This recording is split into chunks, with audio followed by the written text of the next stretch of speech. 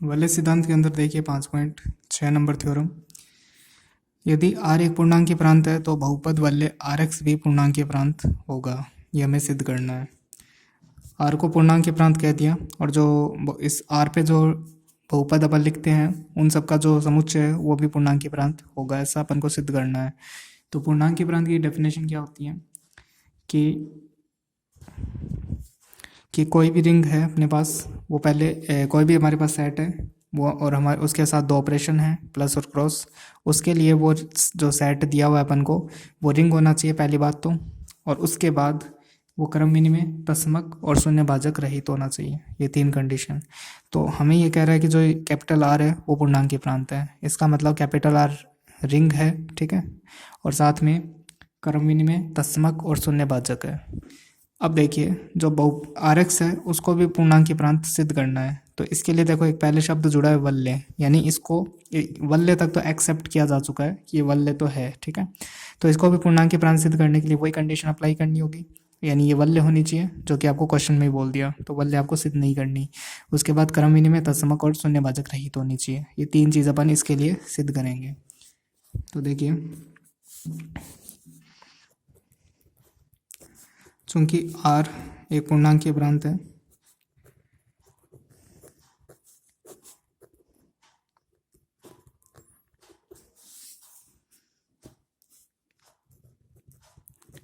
अतः आर क्या है, वल्य है, तथा आर क्रम विनिमय,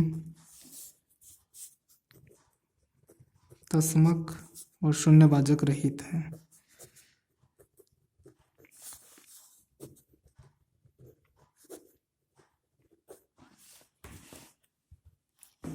ठीक है। अब हमें क्या सिद्ध करना है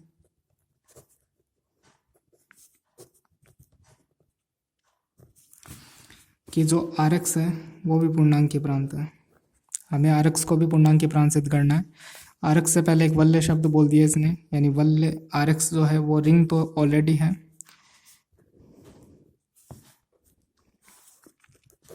इस वल्य आर एक्स को एक तो हम क्रम विनिमय सिद्ध करेंगे,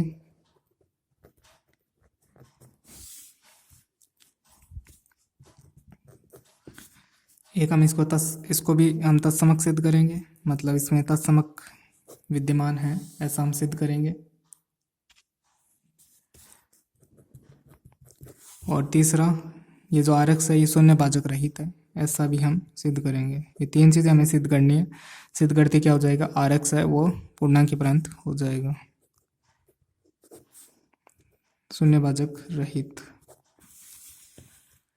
तो सबसे पहले अपन स्टार्ट करते हैं क्रम विनिमय से।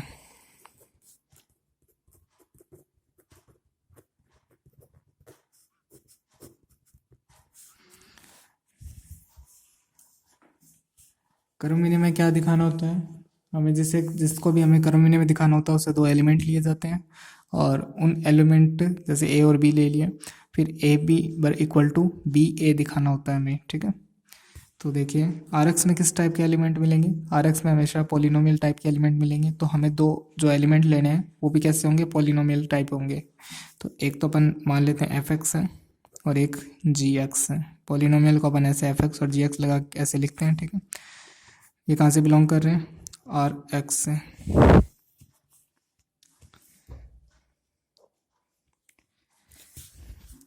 जब हमने अभी थोड़े 2 दिन पहले थ्योरम 5.4 की थी,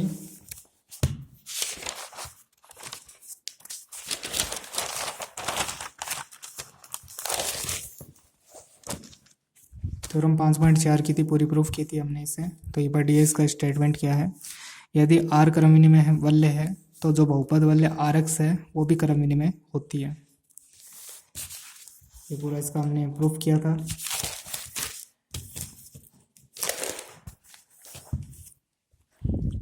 यहाँ पे देखिए, यहाँ पे भी आर एक्स, आर क्या है, आर क्या है, क्रम विनिमय है, तो आर एक्स भी क्या होगी, क्रम विनिमय होगी। तो यहाँ डायरेक्ट अपन लिख देते हैं, हम जानते हैं कि आर क्रम विनिमय होने पर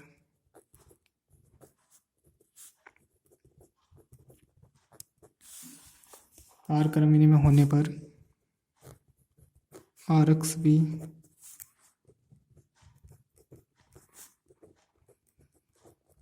क्रम विनिमय होता है। सेकंड देखिए तत्समक।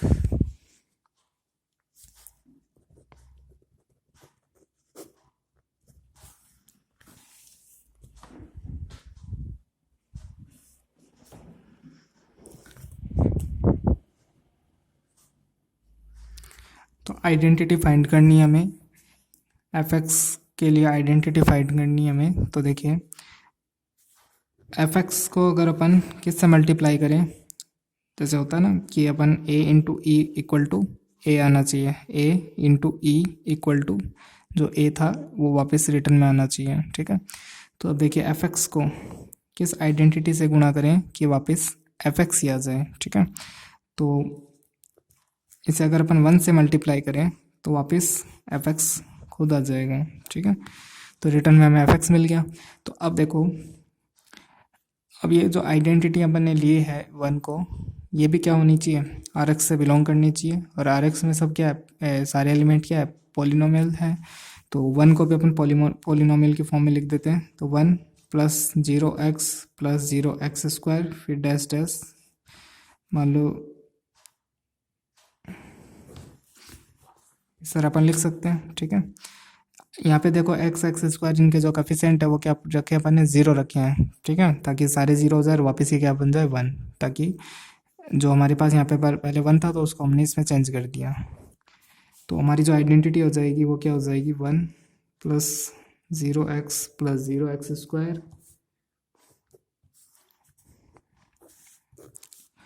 ये आइडेंटिटी हो गई और ये आर एक्स में बिलोंग कर रही है।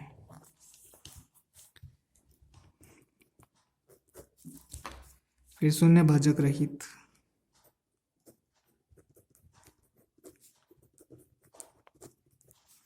ये चेक करना है हमें, शून्य भाजक रहित। इसमें हम क्या करते हैं, 2 एलिमेंट लेते हैं, जैसे एफ एक्स और जी एक्स ले लिया हमने।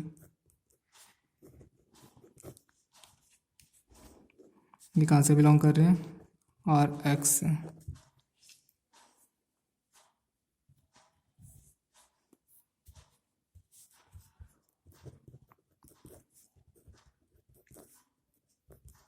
एफ एक्स और जी एक्स को अपन अगर इसको कोफिशिएंट की फॉर्म में लिखें अगर अपन, तो ये कुछ ऐसा दिखेगा, a0 x0 a1 x1 a2 x² और an xn, ठीक है।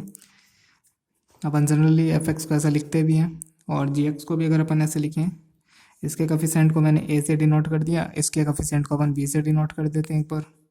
तो b0 x0 b1 x1 b2 x2, और हो सकता है ये n ऑर्डर तक है तो इसको m ऑर्डर तक ले लेते हैं अपन एक बार, ठीक है।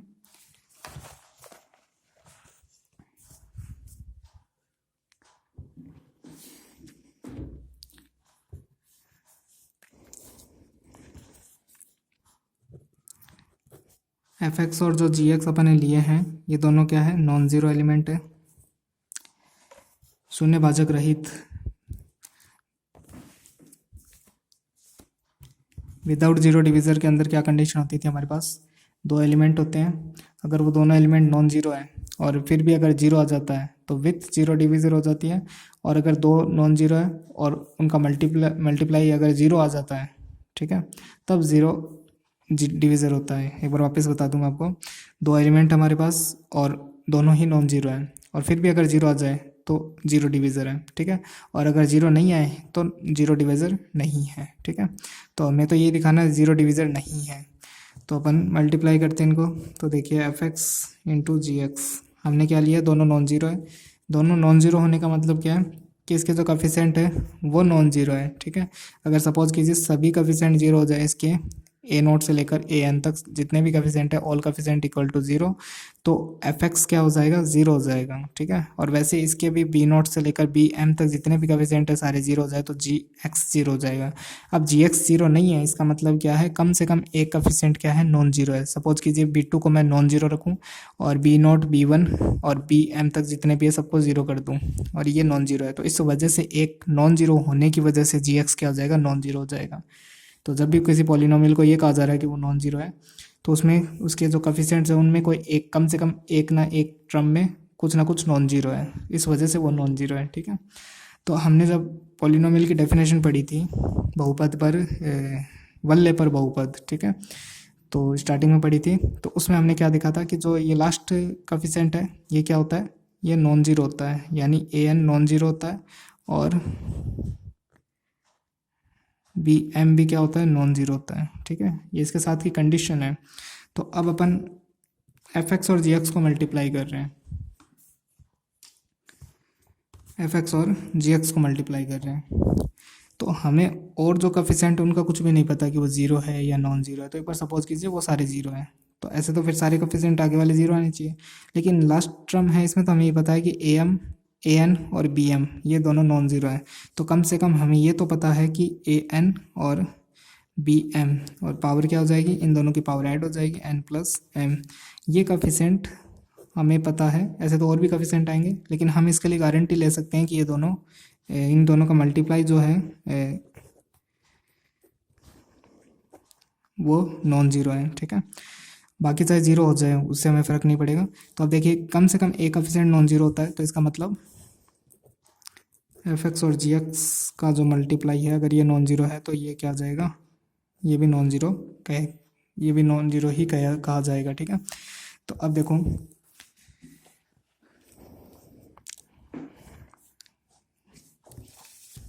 यहाँ से देखिए एफ एक्स और जी एक्स दोनों नॉन जीरो है और उनका मल्टीप्लाई अगर जीरो आ जाता तो अपन क्या कहते हैं, विथ जीरो डिविजर है, ठीक है। और ये दोनों नॉन जीरो है लेकिन जो इनका मल्टीप्लाई है वो भी नॉन जीरो ही आया है, तब हम क्या कहेंगे, विदाउट विदाउट जीरो डिविजर कहेंगे या शून्यभाजक रहित कहेंगे, ठीक है। तो शून्यभाजक रहित है।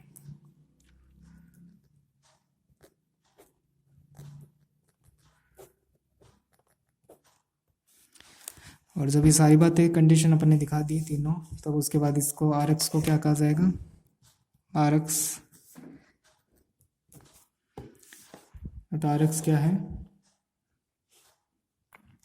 पूर्णांकीय प्रांत,